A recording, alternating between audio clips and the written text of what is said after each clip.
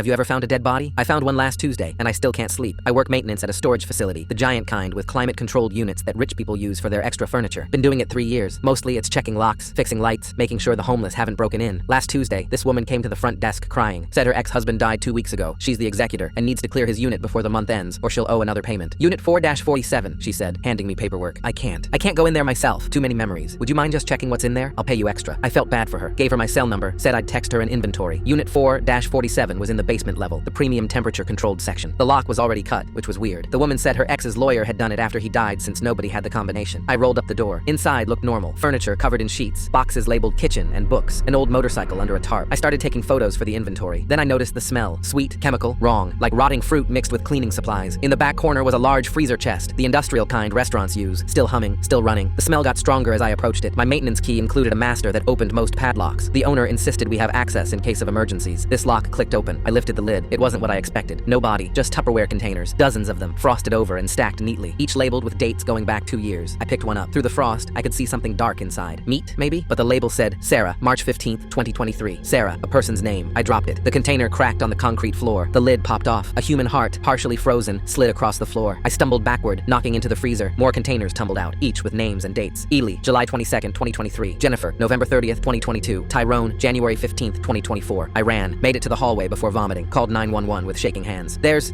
body parts, in a freezer, multiple people. The cops arrived in minutes. The entire building was evacuated, taped off. Detectives questioned me for hours. They found 14 containers, each with organs from different people, all preserved perfectly. The woman who asked you to check the unit, the detective said. Describe her. I did. Blonde, maybe 40, had been crying, wore a wedding ring. He showed me a photo. This her? Yeah, that's her. That's Sarah Landon. She's one of the victims. Went missing March 15th. My blood went cold. That's impossible. I just saw her 2 hours ago. Are you sure it was her? She had the paperwork. She knew the unit number. The detective's phone rang. He answered, his face going pale. They found the owner of Unit 447, Richard Landon. Bodies in his apartment. Been dead about 3 days. Suicide note confessing to the murders. But the woman said he died 2 weeks ago. What woman? We have no record of anyone coming to the facility today except you. I pulled out my phone to show him her number. The text thread was gone. The number wasn't in my call history. The security footage from the front desk showed me talking to no one. Just standing there, nodding at empty air, then walking to Unit 447 alone. I think you need to come with us, the detective said. They kept me for 12 hours. Polygraph tests, psychological evaluations, checking my background for connections to the victims. Nothing. They had to let me go, but told me not to leave town. I went home, couldn't sleep, kept seeing that heart sliding across the floor, kept wondering about the woman who wasn't there. At 3 a.m., my phone buzzed. Unknown number. Thank you for finding them. They needed to be found, but you weren't supposed to open the freezer. I called the detective immediately. The number traced to Sarah Landon's missing cell phone. Another text. Check your freezer. I didn't want to, but I had to. Inside my freezer, between the frozen pizzas and ice cream, was a new Tupperware container. The label read, Michael, November 19th, 2024. That's my name. Today's date. My doorbell rang. Through the peephole, I saw her, Sarah Landon, the dead woman, holding a cooler and smiling. We need to talk about what you found, she said through the door, and what happens next. Full story on channel. Link below.